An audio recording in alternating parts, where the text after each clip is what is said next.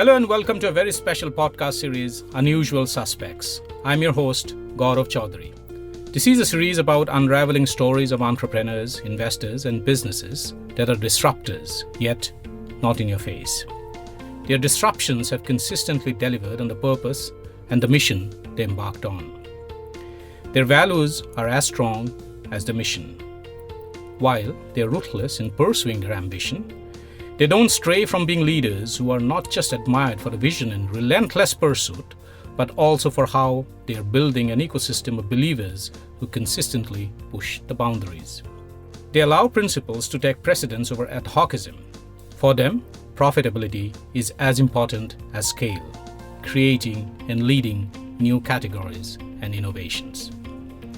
In each episode, I speak to one such leader, talking to her or him or them about their businesses, lives, inspirations, interests, challenges, pivot moments and turning points, successes, failures, agonies and ecstasies, and of course, frustrations.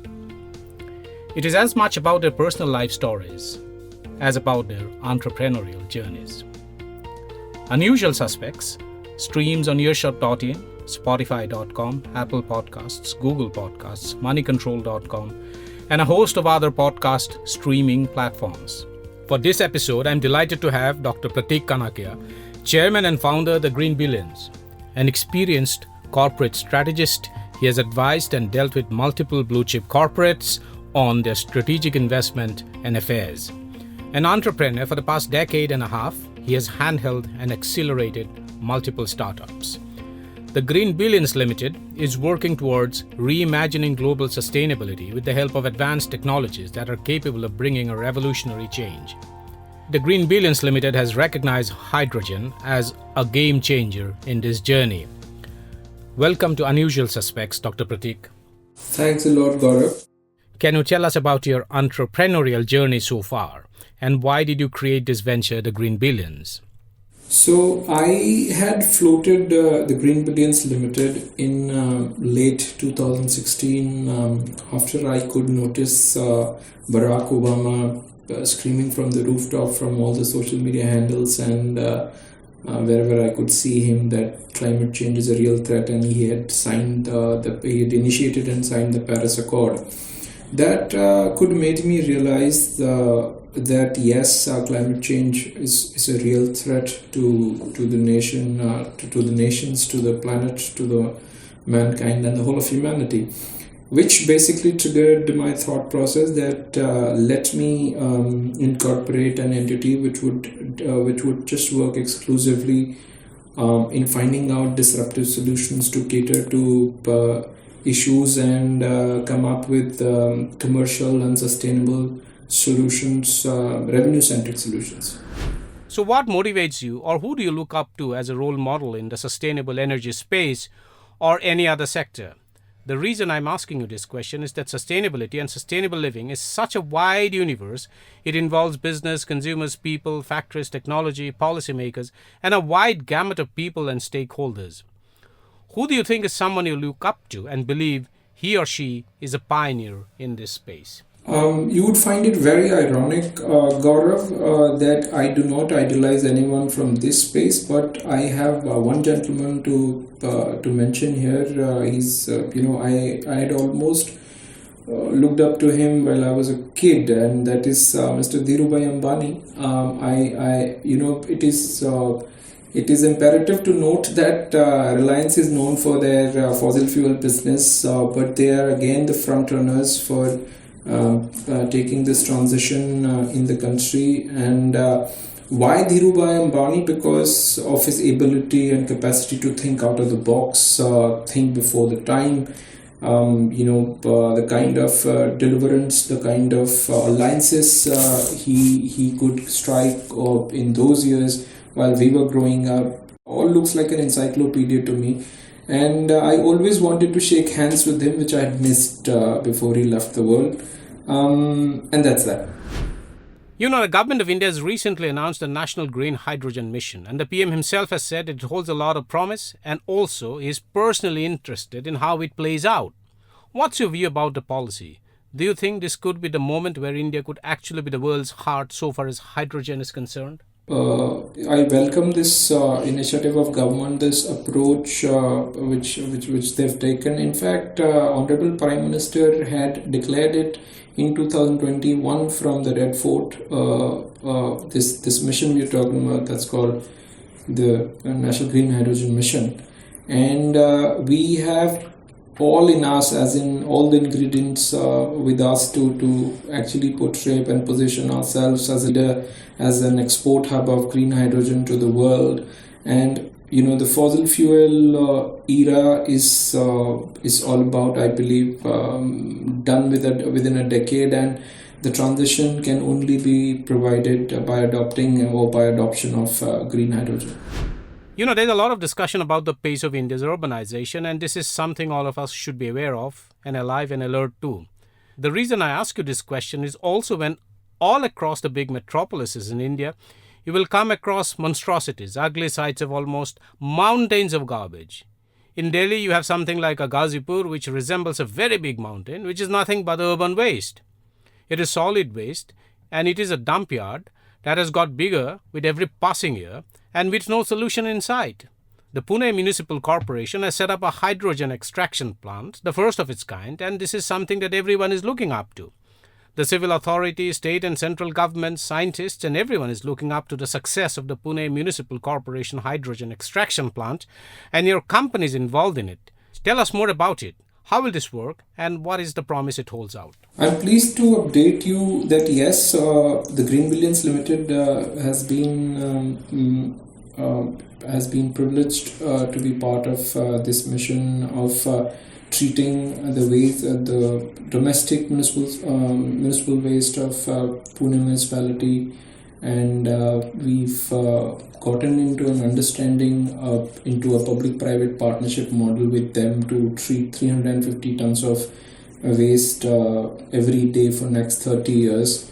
And my idea of getting into this concession or picking up this concession was to show to the world that there can't be a bigger impact than this. We speak about producing green hydrogen out of electrolysis as a process, or for that matter biomass, which are anyways are natural agents to keep the natural ecological balance of our planet. But waste which is worthless on as is various basis, if we can treat that waste and create a superlative alternate fuel like hydrogen and use it to fire industries or blend it back to the city gas distribution network and decarbonize the whole city, I believe it's unreal. And to create that impact story, I took this initiative. I proposed it to the Pune Municipal Corporation that I'll be adopting technologies from our own premier institutes like Bhabha Atomic Research Center and Indian Institute of Science, Bengaluru, create hybrids of the processes and achieve an integrated play. So I've been able to be ahead in the game, and we've got our consent to establish to set up this plant on 26th of December 2022, while the National Green Hydrogen Mission or the policies, the first draft was declared on 4th of January 2023. So far so good. Right. Can you tell us something more about this and break it down for us about how solid waste can be used almost like a perennial source for generation of green hydrogen energy? How does it work? What is the science and also the economics behind this?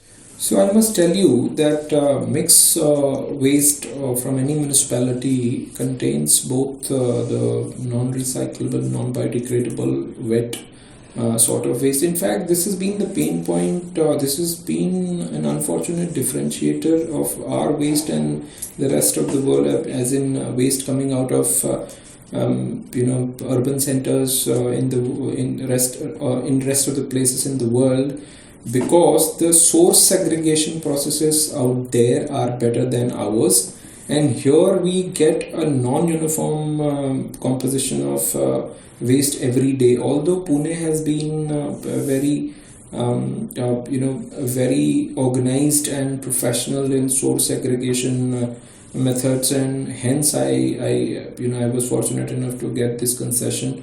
But we are using the non-biodegradable and non-recyclable part of the waste and segregating. There's something called refuse derived fuel. It's called RDF. So it is a fluffed form of dried, unrecyclable, non-biodegradable plastic, which will be converted into pellets, and that will become the feed to our reactors, our proprietary reactors, to produce hydrogen. While the wet waste we get, we are again applying proprietary processes to come up with or to produce high humic acid based fertilizer grade manure. What steps can private players take to fast-track rules finding a sustainable energy solution? What kind of role do you see for the private sector, or the government's role probably would be to create the right enabling policy environment and also give budgetary support, which the government will continue to do, given the fact that the PM himself is so keenly leading the change. But what is the role that the private sector needs to play? Because without the private sector, the transition in energy and India's goal towards sustainable economy and living will never be achieved. Gaurav, I must tell you that no doubt the private sector means business. They are supposed to do the business, and hence they are going to remain at the forefront. But it has to be fully, this transition needs to be fully handheld by the government, because we are talking of consuming one form of energy to produce another form of energy, which is less in quantum and high in prices. To attain to attain a sustainable equation for businesses to remain cost efficient, because corporates, the private sector strictly mean business. They cannot deviate from their bottom lines or top lines. So to adopt this energy transition, government needs to facilitate, let's say, a separate RE, you can say renewable banking, or for that matter, they need to come up with other provisions of open-ended debts at sustainable cost of finance or cost of capital. So there needs to be newer measures and a lot of investments, because decarbonization and this energy transition has become an obligation on the world. So private sector would definitely lead it, but the government needs to act as a nucleus to facilitate, to enable this effort. Finally, what are next steps or plans for the Green Billions in the green hydrogen space, and what are the next big thing? We know you are getting actively involved in turning municipal waste into hydrogen. Pune Municipal Corporation will be the beginning of the first of many that you are going to do, but what next? So, as I said, yes, Pune is just the beginning. We are trying to prove it to the world that this whole full circle can be achieved. And trust me, the world is watching us, as you had put it earlier. We've been getting emails from various authorities, and just not domestically but internationally. And I mean it while I say the world is watching us. So we are just waiting for our first 10-ton input of RDF reactor to produce a ton of hydrogen every day. And we are already engaged with other municipalities, other state governments. To just add to it, we've also received intent from Indian Oil Corporation Limited for us to set up one compressed biogas station in every district of UP and Odisha. So there also my logic of producing compressed biogas or having so many stations would be to stay ahead in the game, because CBG has the compressed biogas has methane, which has 4 atoms of hydrogen, and whenever the time comes and this hydrogen ecosystem in our country becomes end-to-end viable, while I say end-to-end viable, I mean while we are self-sustained on storage and equally sustained on the logistics front, I would start separating hydrogen from methane. And the natural progression on the fuel front, or the history of fuels, if you understand, or if you try and understand, it all started with solid fuels like wood and coal, and then it went liquid. The crude oil and diesel, petrol and kerosene happened to the world, and now this era will belong to gas. And hydrogen will play an extraordinary role in the whole energy transition, because it has the highest gross calorific value. So lesser the use, higher the efficiency is the mantra, and that's what I believe. Very insightful indeed.